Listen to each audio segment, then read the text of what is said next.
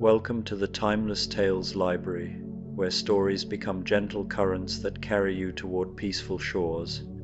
I'm Oliver, your evening companion, ready to share tonight's calming narrative, a tale crafted to silence the chatter in your mind and guide you softly into dreams. The Timeless Tales Library thrives through the support of listeners like you. If you've found sanctuary here, please subscribe and help us continue creating these peaceful stories.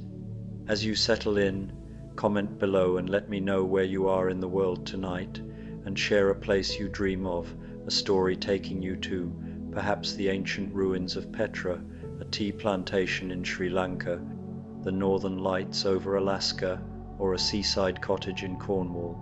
Your ideas keep our little library glowing bright. From the Dracula Sleep Stories, join the gentle Texan adventurer Quincey Morris as he discovers an enchanted moonlit garden behind an ancient English manor. In this soothing tale of wonder and tranquility, Morris finds himself drawn into a world where shadows dance like old friends and mysterious flowers bloom only under starlight. Let his peaceful journey through Gothic beauty and quiet magic guide you toward restful sleep.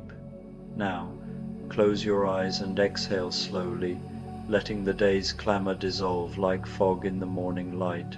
Tonight, you're stepping into the mist-woven hall of the Timeless Tales Library.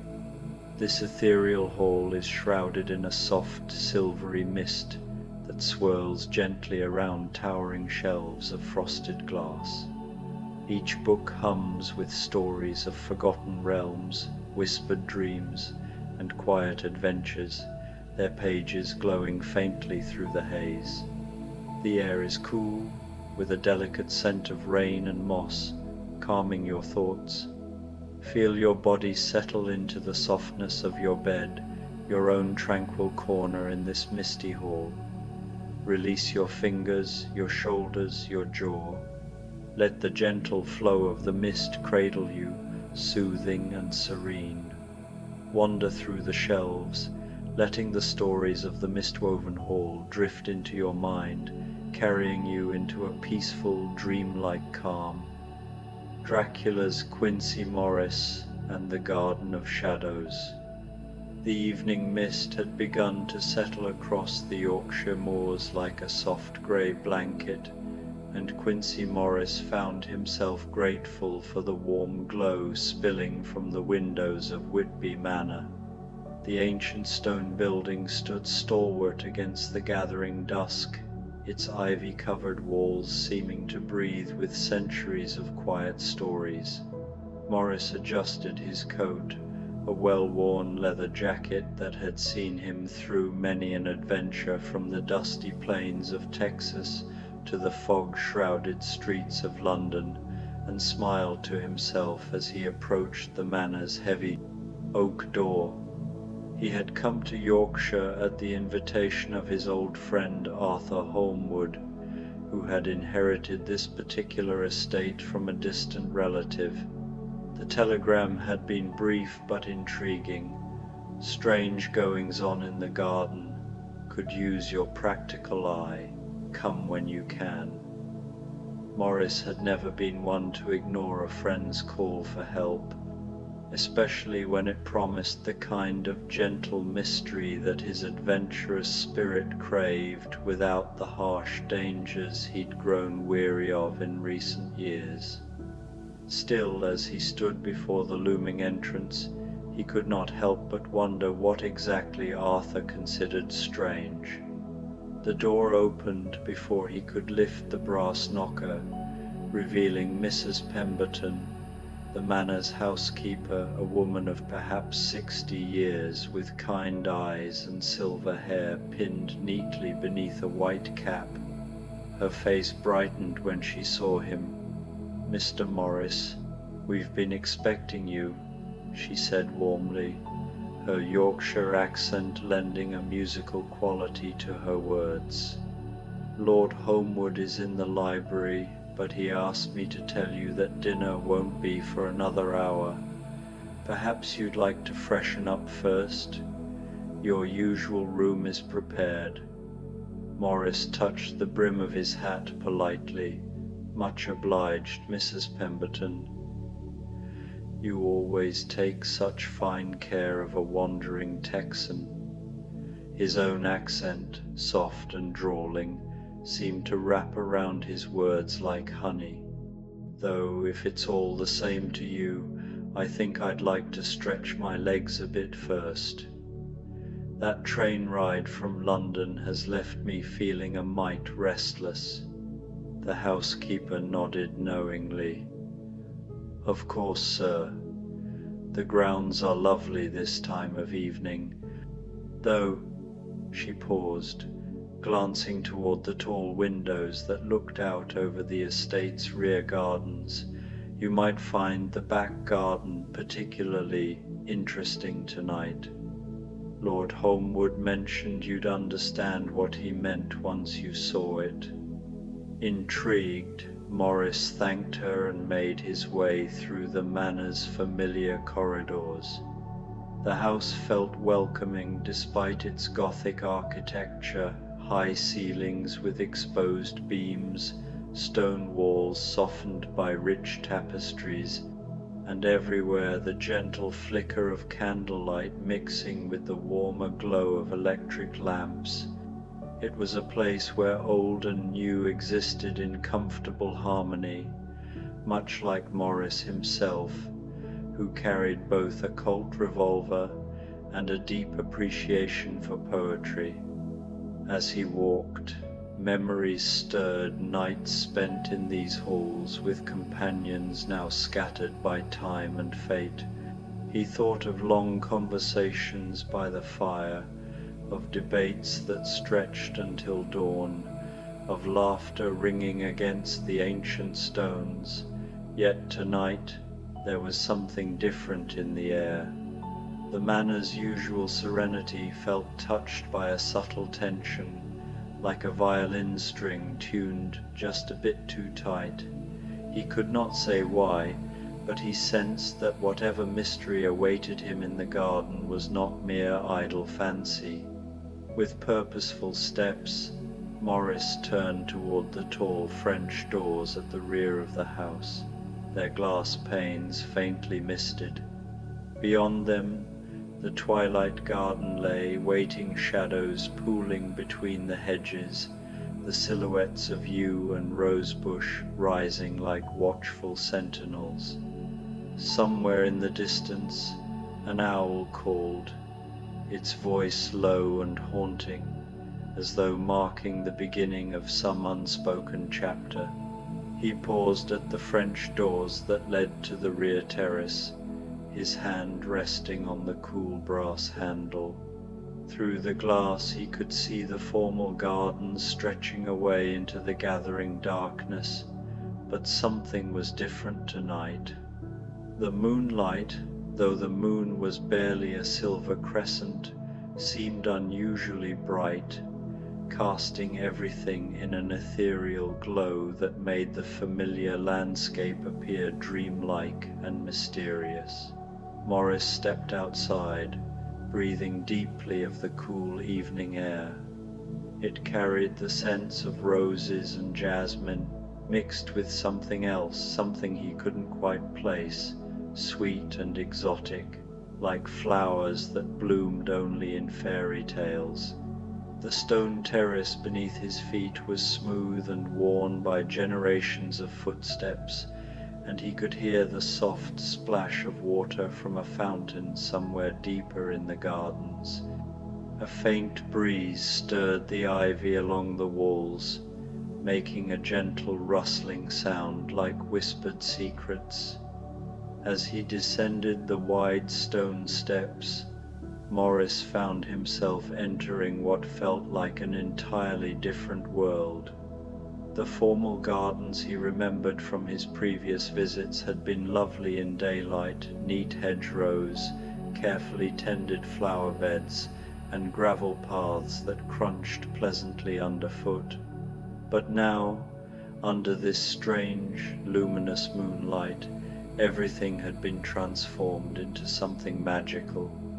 The hedgerows seemed taller and more mysterious, their shadows creating archways and corridors that invited exploration.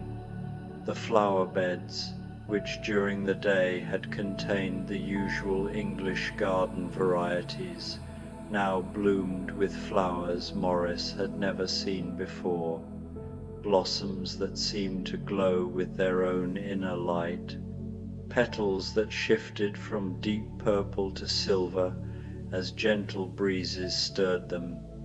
The gravel paths had become ribbons of light, each small stone catching and reflecting the moonbeams like scattered diamonds.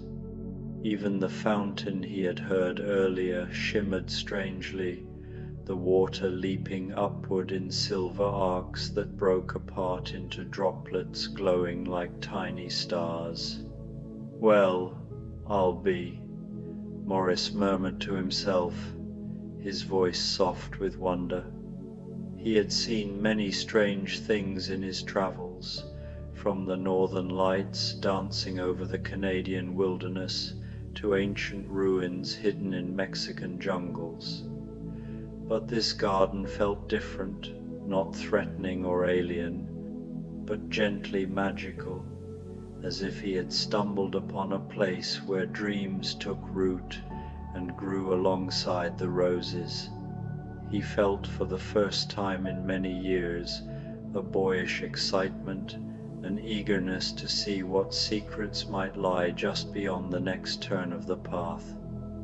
He began to walk slowly along the main path, his footsteps barely audible on the luminous gravel. To his left, a bed of what appeared to be moonflowers had opened their large white blooms to catch the night air, and their sweet fragrance was almost intoxicating. To his right, climbing roses covered a tall trellis, but these roses were unlike any he had ever seen. Their petals were deep blue, almost black, with edges that seemed to shimmer silver in the moonlight. Some of the blooms appeared to shift in shade as he passed, as though the flowers themselves were aware of his presence, subtly tilting toward him like curious faces. As Morris continued deeper into the garden, he became aware of a soft sound, like gentle music playing at the very edge of hearing. It wasn't quite a melody, but rather a harmonious blending of natural sounds, the whisper of wind through leaves, the distant tinkle of water, the soft rustle of night creatures moving through the undergrowth. Every note seemed to vibrate through the air and into his bones, filling him with an inexplicable calm. It was deeply soothing, like a lullaby that nature itself was humming, coaxing him to trust the enchantment of this place. The path led him around a curve, and Morris found himself in a circular clearing dominated by an ornate fountain. The fountain was carved from what appeared to be black marble, its basin wide and shallow, with water that reflected the stars so perfectly it seemed as though pieces of the night sky had fallen to earth. The surface shimmered with a quiet brilliance, each ripple catching the light like a secret revealed for only a heartbeat. At the fountain's center stood a statue of a young woman in flowing robes, one hand extended as if offering something to visitors, her face serene and welcoming. Her features, though weathered by time, carried a grace that suggested more than mere craftsmanship. There was a liveliness about her stone gaze, as though she might lower her hand at any moment and speak. Morris approached the fountain's edge and sat carefully on its worn stone rim. The water was surprisingly warm against his fingertips when he dipped them in, and tiny ripples spread outward, disturbing the reflected stars and creating patterns that seemed almost like writing in an ancient, beautiful script. For a moment he leaned closer, half convinced the ripples were trying to form words meant for him alone, a message hidden within the living surface of the water. "This is Arthur's mystery, I reckon," he said quietly to the statue, feeling oddly companionable toward the carved figure, as if she were an old friend he was greeting after a long absence. "Though I have to say, it's about the most peaceful mystery I've ever encountered, and I've seen my share of strange things in this world." As if in response to his words, the garden around him seemed to grow even more luminous and welcoming. The mysterious flowers opened a little wider, their glow intensifying to a soft radiance that was never harsh or overwhelming, but rather seemed to embrace visitors with gentle light. The soft music of the night grew more distinct and beautiful, and Morris could now make out what sounded like distant voices, not words exactly, but the kind of gentle murmuring that might drift from a gathering of old friends sharing quiet conversation on a perfect summer evening, voices full of warmth and contentment, and the deep satisfaction that comes from being exactly where one belongs. The statue's expression seemed to shift subtly in the changing light, and Morris could have sworn he saw the faintest suggestion of a smile cross her carved features, as if she were pleased that he understood the true nature of this place. Her extended hand seemed to be offering not just welcome, but a kind of blessing, an invitation to leave behind the worries and tensions of the everyday world and simply exist in this moment of perfect peace. He leaned back slightly, supported by his hands on the fountain's warm stone edge, and gazed up at the star-filled sky that stretched endlessly above the garden like a vast canvas painted with points of silver light. The air was perfectly still, warm despite the lateness of the hour, and filled with the mingled fragrances of all those impossible flowers that bloomed here in defiance of season and botany. For the first time in months, perhaps years, Morris felt completely at peace.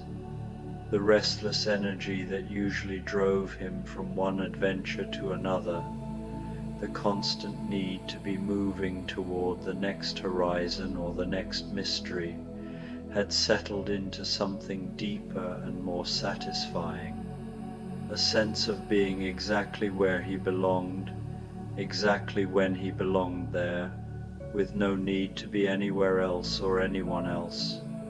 Time seemed to move differently in the garden, flowing like honey rather than racing past like the urgent tick of clocks in the modern world. Morris couldn't have said if he sat by the fountain for minutes or hours.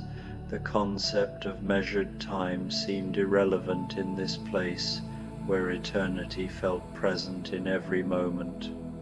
The night remained gentle and warm, the stars bright and constant overhead, the mysterious flowers continuing their soft luminescence in a rhythm that seemed to match the slow, peaceful beating of his own heart. Occasionally, he would hear what sounded like footsteps on the gravel paths, not hurried or alarming, but slow and peaceful, as if other visitors were also wandering through this enchanted space, each finding their own quiet corner for contemplation and renewal. At one point Morris thought he saw a figure moving between the shadowy hedgerows, tall and elegant, dressed in clothes that seemed to belong to an earlier century. The figure glided with such grace that it almost seemed to float above the gravel path, the trailing hem of a gown shimmering faintly before vanishing into the folds of shadow. But when he looked more directly, there was nothing there but the gentle play of moonlight and shadow.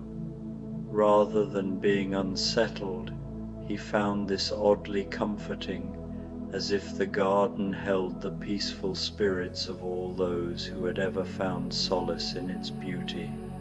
The presence, whether imagined or real, felt like companionship, a quiet reminder that he was welcome here. "You know," he said to the statue, who continued to gaze serenely outward with her hand extended, "I think I'm beginning to understand why Arthur wanted me to see this. It's not really strange at all, is it? It's just perfect." "Ah." The statue, of course, didn't answer, but Morris thought he detected the slightest shift in her expression, as if she were pleased by his understanding. A trick of the light, perhaps, but the notion comforted him nonetheless. He smiled and rose from the fountain's edge, feeling drawn to explore more of this magical space, like a traveler wandering deeper into a dream. The path led him past more wonders, a grove of trees whose leaves rustled with silver sounds despite the absence of any breeze, each note like the faint ringing of distant bells. A small pond where lilies glowed like fallen moons on the dark water, their reflections trembling as though stirred by invisible hands, and an arbor covered with vines that produced clusters of blossoms shaped like crystal lanterns, which chimed softly when touched by the night air. Each sight filled Morris with a deeper sense of tranquility, as if the garden were gradually washing away all his accumulated tensions and worries, smoothing the rough edges of a life too often spent in struggle and uncertainty.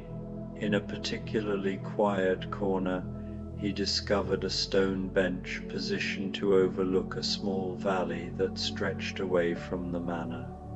The bench was worn smooth by countless sittings, its surface cool beneath his palms, and Morris settled onto it with a grateful sigh.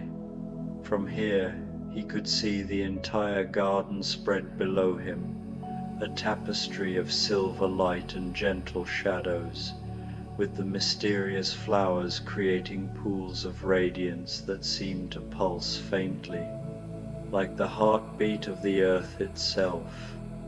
For a long moment, he simply sat in stillness, breathing deeply, feeling as though he had been allowed into a sanctuary where time itself slowed and the world's harshness could not intrude.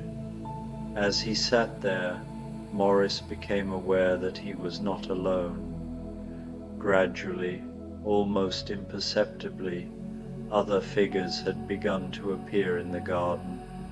They moved slowly and peacefully along the paths, some pausing to admire particular flowers, others sitting quietly beside the fountain or on other benches scattered throughout the grounds.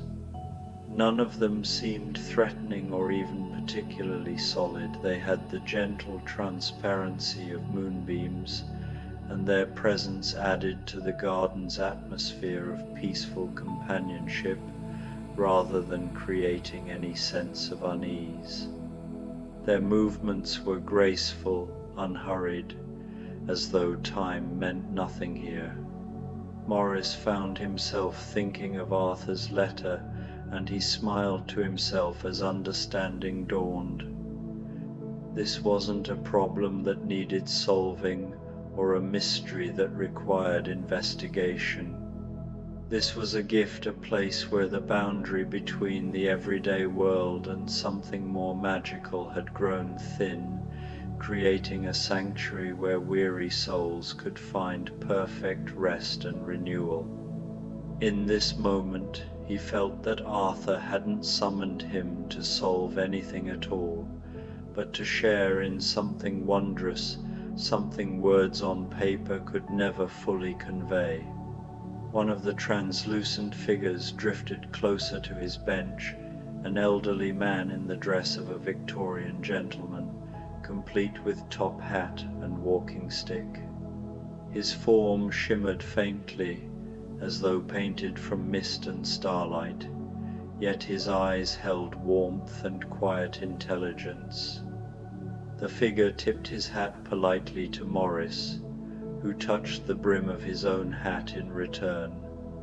They sat in comfortable silence for a while, two gentlemen from different eras sharing the same appreciation for the garden's peaceful beauty. "Mighty fine evening," Morris ventured softly, and though the ghostly gentleman didn't reply in words, Morris felt a warm sense of agreement emanate from him, a shared sentiment that required no sound. More time passed in this gentle communion. Morris watched the mysterious flowers slowly dim and brighten in rhythm with some celestial pulse he couldn't quite perceive. The fountain continued its soft singing, and the stone paths continued to gleam with their own inner light. Occasionally, other translucent visitors would pass by his bench, ladies in gowns with parasols, children chasing one another without sound, even a soldier in faded uniform, each acknowledging his presence with a courteous nod or a gentle smile before continuing on their peaceful wandering. As the night deepened, Morris found his eyelids growing heavy. The garden's profound tranquility was working on him like the most effective sedative, but without any of the artificial drowsiness that came from sleeping draughts. Instead, he felt as though he were being cradled by the night itself, surrounded by beauty and kindness, ready to sink into the kind of deep, restorative sleep he hadn't experienced since childhood. His head drooped slightly, and he let out a long, contented sigh. The ghostly Victorian gentleman rose from the bench with fluid grace, tipped his hat once more to Morris, and glided away down one of the silver paths. As he departed, Morris thought he heard, soft as a whisper on the wind, "Sleep well, my friend. The garden will watch over you." Morris settled back against the bench more comfortably, using his rolled-up coat as a pillow. The stone beneath him, though cool, seemed to mold itself gently to his form, as though the bench had long been waiting for him to rest upon it. Above him the stars seemed to pulse gently, each point of light breathing in harmony with the garden below. The mysterious flowers began to dim their glow to a soft, barely perceptible luminescence, just enough light to keep the darkness from being complete, but dim enough to encourage peaceful slumber, like a room thoughtfully prepared for bedtime. The entire garden seemed to exhale, as though easing into rest along with him. As he drifted towards sleep, Morris became aware of a presence settling beside him on the bench. Without opening his eyes, he knew it was the statue from the fountain. Somehow, impossibly, she had left her pedestal to sit with him. He didn't question it. In this place, the impossible felt natural, even expected. Her presence was warm and maternal, wrapping around him like a blanket of comfort. He felt her gently brush a strand of hair from his forehead with fingers that were somehow both marble cool and infinitely tender, carrying the paradox of stone and flesh in one touch. "Thank you," he murmured, his voice slurred by drowsiness. He wasn't sure if he was speaking to the statue, to the garden itself, or to Arthur for bringing him here. Perhaps it didn't matter, the gratitude was real, and the garden seemed to receive it.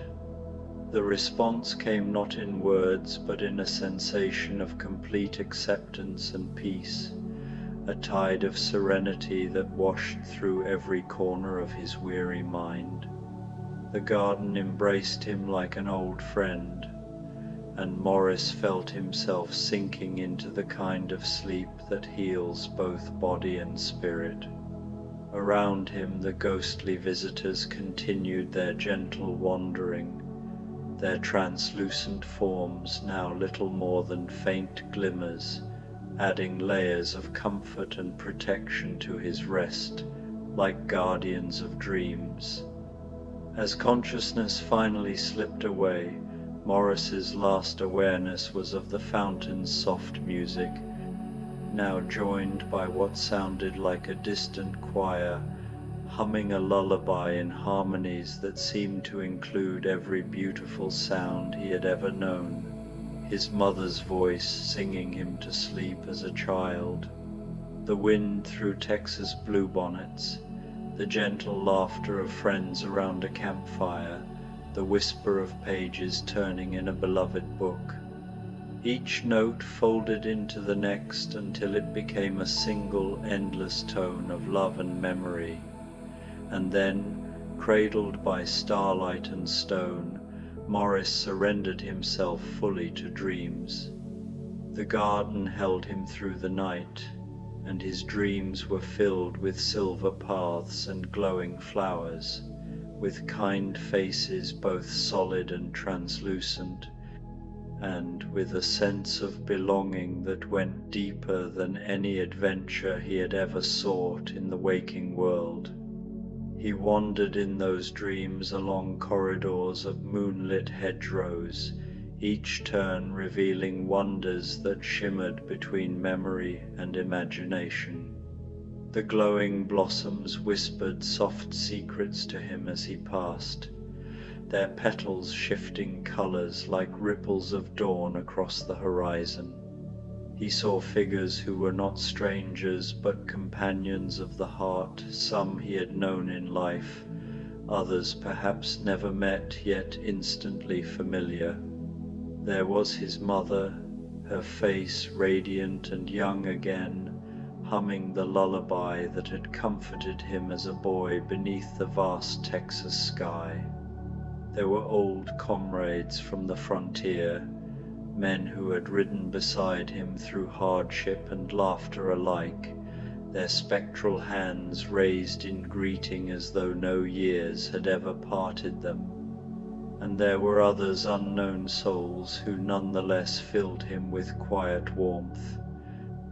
A young woman laying a wreath of flowers upon the fountain's edge, an old sailor gazing upward with eyes that reflected constellations, a child who darted past with laughter that seemed to echo the stars themselves. All of them shared the same tranquil purpose, moving with ease as though the garden were their eternal home. Through it all, Morris felt not like a visitor, but like someone returning to a place he had always belonged. The sense of homecoming was profound, striking him deeper than the thrill of any faraway land he had ever explored. For once, he did not have to prove himself, or fight, or wander. The garden welcomed him simply as he was, weary yet open, and in that acceptance he found the sweetest rest. When morning came, Morris awoke naturally and refreshed on the stone bench, covered by a warm blanket that Mrs. Pemberton must have brought out during the night. The blanket carried the faint scent of lavender soap, grounding him gently in the ordinary world. He sat up slowly, blinking at the sunlight spilling across the valley. The garden in daylight was lovely but perfectly ordinary, neat hedgerows trimmed with precision, familiar English flowers nodding in the morning breeze, gravel paths that were simply gravel and no longer bands of silver light. The fountain at the heart of the clearing was still elegant but unremarkable, the statue of the young woman unmoving once more, her hand forever extended in stone. And yet, though the visible magic had faded with the stars, the memory of the night remained as vivid as the warmth of the rising Sunday. It lingered not just as a recollection but as a presence within him, a deep current of calm that thrummed beneath the surface of his thoughts. He knew without question that he would carry that sense of peace with him wherever his travels might take him. Arthur found him there as the sun cleared the manor's chimneys, bringing a cup of hot coffee and wearing an expression of amused understanding. His appearance was as carefully composed as ever, coat brushed, cravat neatly tied, but there was a lightness in his step that suggested he, too, had felt the garden's blessing in his own way. "So," Arthur said, settling beside his friend on the bench, "what did you think of our garden mystery?" Morris accepted the coffee gratefully, feeling the heat seep into his hands. He took a long, appreciative sip before answering. "I think," he said slowly, his Texas drawl more pronounced than usual in the morning quiet, "that it's not a mystery at all. It's a blessing. And I think anyone who finds their way here when they truly need it will understand that right away." Arthur nodded, satisfaction evident in his smile. "That's exactly what I hoped you'd say. The locals have been talking about strange lights and ghostly figures, wanting me to bring in investigators or clerics to cleanse the place, but I suspected it was something much more benevolent than that." "Much more," Morris agreed, taking another sip of coffee and gazing out over the now ordinary garden with deep contentment. "This is a place where tired souls come to rest, Arthur. It would be a crime to disturb that." They sat in comfortable silence for a time, as the morning sun climbed higher, warming the air and awakening the everyday sounds of birds and insects. The ordinary rhythms of life returned. The chatter of sparrows in the hedges, the hum of bees already busy among the blossoms, the distant creak of a cartwheel on the road beyond the manor. And yet, beneath these familiar sounds, Morris felt the echo of the night's music, the silver harmonies, the lullaby of voices and wind.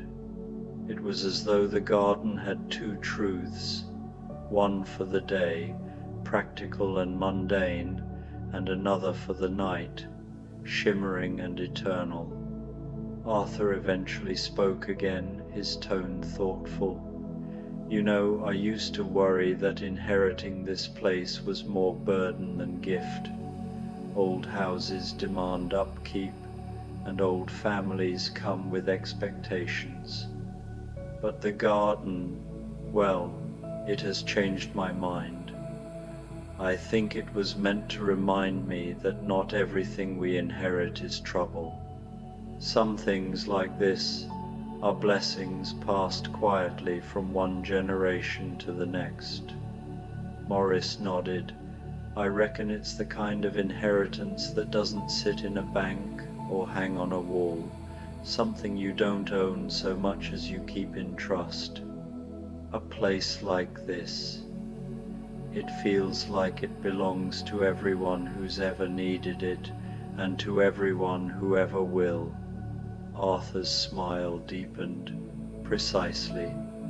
Which is why I won't allow any so-called cleansing. Let those who come here with suspicion stay away. The garden will welcome those it chooses." Morris chuckled, stretching his legs and savouring another sip of coffee. "You sound near poetic, Arthur." Holmes would have raised an eyebrow to hear you talk like that. "Perhaps," Arthur admitted with a laugh. "But then, perhaps some mysteries are best approached with reverence rather than deduction." The words settled between them like a shared vow, and they lapsed again into silence. Morris found his gaze lingering on the fountain, ordinary now but still touched with memory. He recalled the statue's tender touch upon his brow, the choir of sounds that had lulled him into the gentlest sleep, whether dream or reality hardly mattered. What mattered was the peace it had given him, a peace he had not realized he was so desperately missing until he found it. As they rose at last and made their way toward the manor for breakfast, Morris felt a lightness in his step, an easing of the constant restlessness that had carried him from one corner of the world to another. He realized he did not need to chase adventure endlessly, nor prove himself by facing danger. What he truly sought was not in foreign lands or perilous quests, but in places like this, pockets of tranquility where the soul could breathe. The garden had taught him that true rest was not idleness but renewal, not escape but return. It was a lesson more valuable than any treasure, a gift he would carry into every road ahead. And as he finished his coffee and prepared to join Arthur for breakfast, Quincey Morris felt more rested and renewed than he had in years. The garden of shadows had worked its gentle magic, and he was ready to face whatever adventures awaited him, secure in the knowledge that peace would always be there when he needed it, glowing softly in the moonlight, tended by kindly spirits, and as eternal as the stars themselves.